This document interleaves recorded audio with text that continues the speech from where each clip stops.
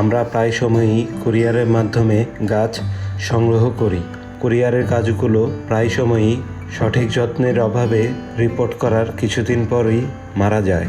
তাই কুরিয়ারের কাজগুলো কিভাবে সঠিক নিয়মে রিপোর্ট করব তা জেনে নেই। কুরিয়ার থেকে চারা সংগ্রহ করে দ্রুত প্যাকিং খুলে গাছের পাতাসহ সম্পূর্ণ শরীর ভিজিয়ে জল ছিটিয়ে দিবেন। নতুন জায়গা পেলে গাছ শক পায়, স্ট্রেচে থাকে, স্নান করালে একটু রিল্যাক্স হবে। এরপর ড্রাম অথবা বালতিতে পরিষ্কার জল নিয়ে গাছের গোড়া চুবিয়ে রাখবেন যতক্ষণ জলে বুদবুদ বন্ধ না হয়।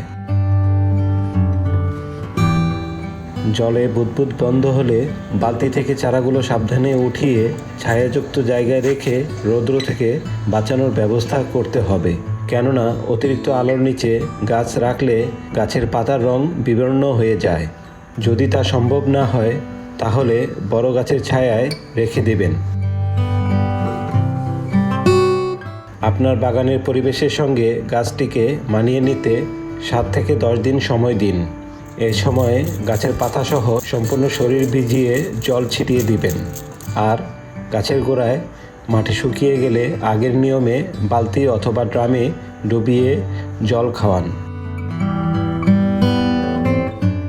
সপ্তাহখানেক পর চারা গাছগুলো শেষ বিকালে রোপণ করার প্রস্তুতি নেবেন। প্রথমে পলি থেকে চারাগুলো সাবধানে খুলে চারার পিণ্ডির গায়ের পুরাতন শিকড় মাটিসহ খুলে দেবেন, যাতে নতুন শিকড় বাড়ার জায়গা পায়। এরপর সারবিহীন মাটি দ্বারা চারাগুলো ছোট আকারের গ্রো ব্যাগে রোপণ করে দিবেন। চারা রোপণের সময় মাটিতে সারের আধিক্য থাকলে অনেক সময় নতুন চারা মারা যায়।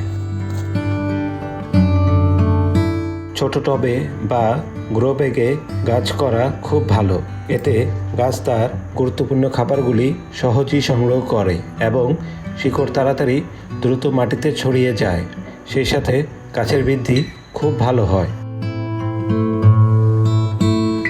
গাছ রিপোর্ট হয়ে গেলে 1 লিটার জলে 1 চা চামচ হাইড্রোজেন পারঅক্সাইড জলে গুলে মাটিতে ঢেলে দিবেন।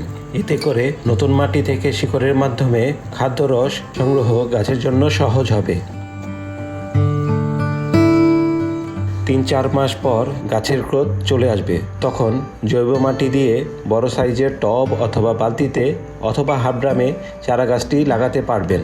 আমার বাগানের সব গাছগুলো এভাবেই রোপণ করা। আপনিও এভাবেই গাছের প্রাথমিক পরিচর্যা করতে পারেন।